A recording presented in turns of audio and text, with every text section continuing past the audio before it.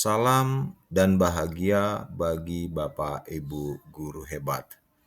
Berikut ini tugas ruang kolaborasi modul 1.2 nilai-nilai dan peran guru penggerak dari kelompok 2 calon guru penggerak angkatan 11. Fasilitator dan pengajar praktik yaitu Ibu Afriani sebagai fasilitator dan Ibu Sunyoren Manik sebagai pengajar praktik. Anggota kelompok 2 yang pertama Ibu Tri Mariani Manik, yang kedua Ibu Priska Delima Situmorang, dan yang ketiga Bapak Edwin Malano Sianipar. Pada modul 1.2 ini, kami mempelajari nilai-nilai guru penggerak ada 5. Yang pertama, berpihak pada murid. Yang kedua, inovatif. Yang ketiga, kolaboratif. Yang keempat, reflektif. Dan yang kelima, mandiri. Kami juga mempelajari peran guru penggerak. Yang pertama, menjadi pemimpin pembelajaran. Yang kedua, menjadi coach bagi guru lain. Yang ketiga, menjadi pendorong kolaborasi. Yang keempat, mewujudkan kepemimpinan murid. Dan yang kelima, menjadi penggerak komunitas praktisi. Nilai guru penggerak yang dominan pada Ibu Tri Mariani Manik adalah berpihak pada murid. Menurut beliau, maksud dari nilai-nilai guru penggerak yang berpihak pada murid merupakan pendekatan pendidikan yang mengutamakan kepentingan serta kesejahteraan murid sebagai prioritas utama dengan tujuan memberikan pengalaman belajar yang bermakna, relevan, serta menginspirasi sehingga murid nantinya dapat mencapai potensinya secara optimal. Nilai guru penggerak yang dominan pada Ibu Priska Delima Situmorang adalah berpihak pada murid. Menurut beliau, pendidikan yang berpihak pada murid menempatkan anak didik sebagai pusat dari proses belajar mengajar.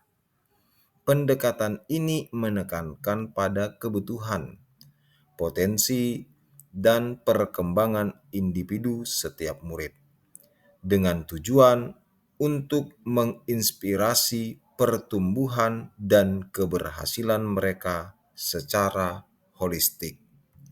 Nilai guru penggerak yang dominan pada saya, Bapak Edwin Malano Sianipar, adalah berpihak pada murid. Berpihak pada murid menurut saya adalah pembelajaran yang senantiasa menuntun murid sesuai kodratnya, yang selalu memperhatikan: 1.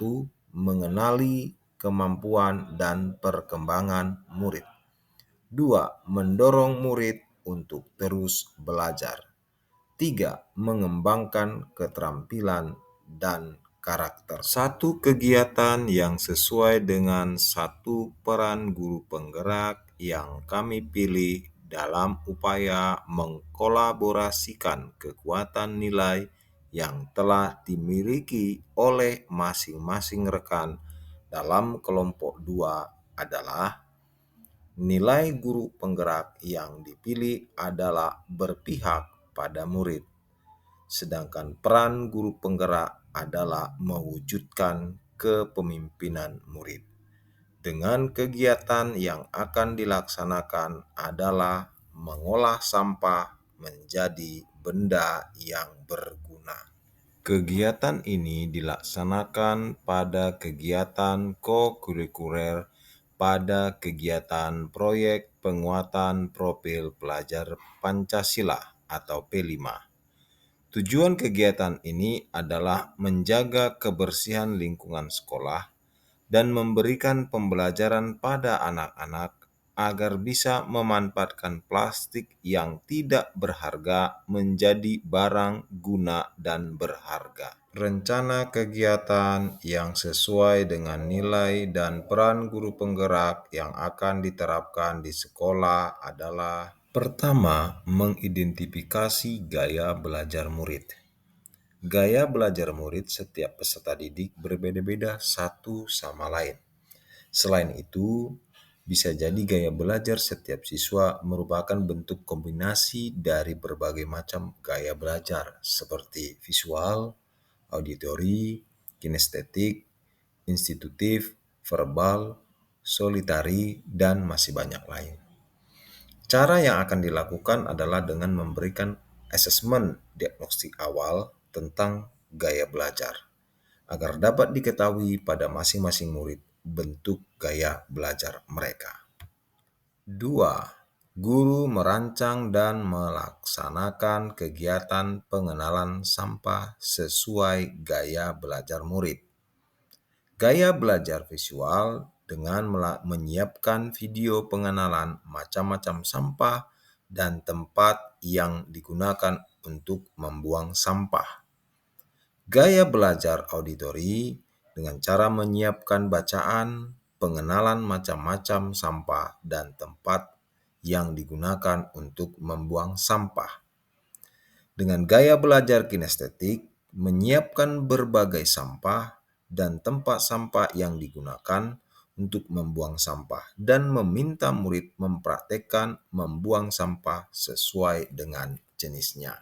Yang ketiga, mengenal pentingnya mengolah sampah dan memanfaatkan kembali sampah dengan cara 3R. Reuse, Reduce, Recycle. Yang pertama, mendatangi TPA, tempat pembuangan akhir, untuk murid mengamati langsung dampak adanya banyak sampah yang tidak dapat diolah dengan baik. Yang kedua, mencari melalui internet tentang dampak sampah, mengolah sampah, dan memanfaatkan dengan panduan guru. Yang keempat, merancang dan membuat produk dari daur ulang sampah. Berikut gambar daripada contoh daur ulang sampah. Yang kelima, murid mempresentasikan hasil karya dan saling memberikan umpan balik terhadap karya yang dibuat. Demikian hasil presentasi kami pada Bapak Ibu Guru Hebat. Terima kasih.